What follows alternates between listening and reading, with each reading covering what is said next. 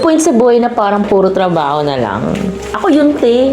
Everyday na gumigising ako, parang paulit-ulit na lang. Pero okay lang, at least may 13th month pay ako, di ba? Grabe, stress sa trabaho, sunod-sunod yung deadlines, tapos yung scrubbing, napakarami. Dumarating ako sa point na halos nabaliw na ako, like literal. Minsan nga pati mouse ko pagod na sa akin eh. Tapos ayun, may mga days na napapatanong na lang ako sa sarili ko, like, bakit ganito? Para kanino ba to? Sino ba ako? Ganun kinten stay. Pero sa gitna na pag-imo ko sa office, biglang may dumating. Hindi pagkain hindi pagkain. Mas mahalaga pa. Yun yung mga kaibigan ko naman sa trabaho ko.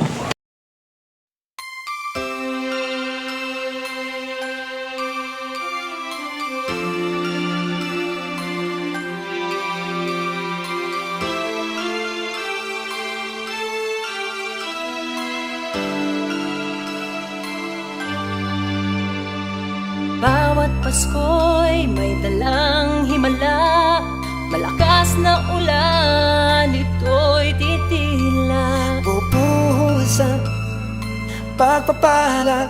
May kapiling ang nangungulila. Anumang lungkot, tayo'y aahon. May lunas sa sugat ng kahapon. Sa isa't isa'y mayroong paglingap. Mga pangarap ngayon'y magaganap. Naging masaya ang kwento ng Pasko. Dahil sino ka man may nagmamahal sa'yo. Ngayong Kapaskuhan ang pangako ko. Sa puso ko'y magkasama tayo.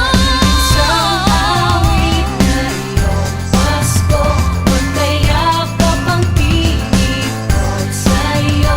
Sa ating himig, ipagdiriwang ang pag-ibig. At ito ay tatawid sa buong daigdig. Sa iisang awit na iyong Pasko, magkayakap ang pinipot sa'yo. Sa ating himig, nadarama na ang mahalaga. Ay magkasama tayo sa kwento ng Pasko. Happy holidays! Thank you for calling Okada Manila Room Reservations. This is Jill. How may I assist you?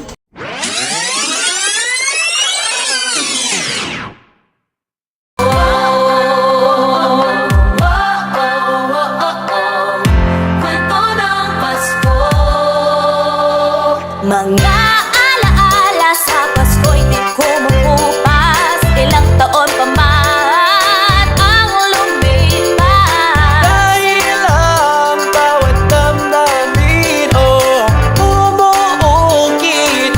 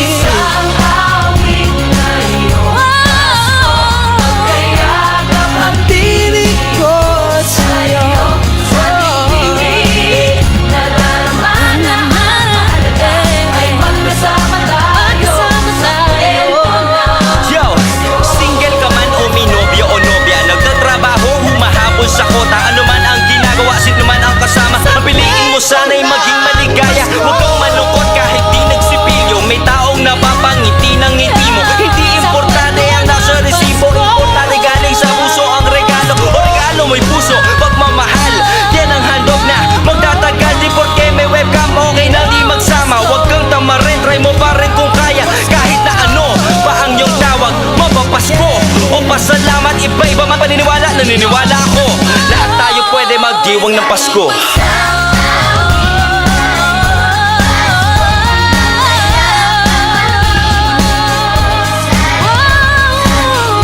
Sa ating himig, At ito ay tatawid sa buong daigdig.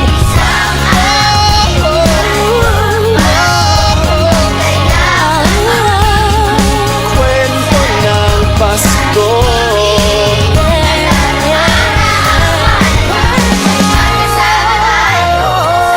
Sa kwento ng Pasko. Isang kwento,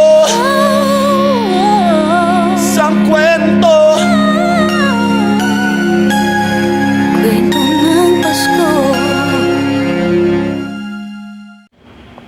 Thank you for calling Research Services. This is Reese. I may assist you.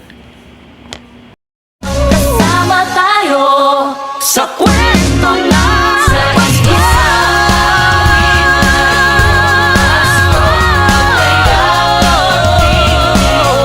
Sa iyo, sa dingdingig, ipagdiriwang ang pag-ibig at ito ay tatawid sa buong Emergency line, this is Jill. What's your emergency? Emergency line, this is Jill. What's your emergency?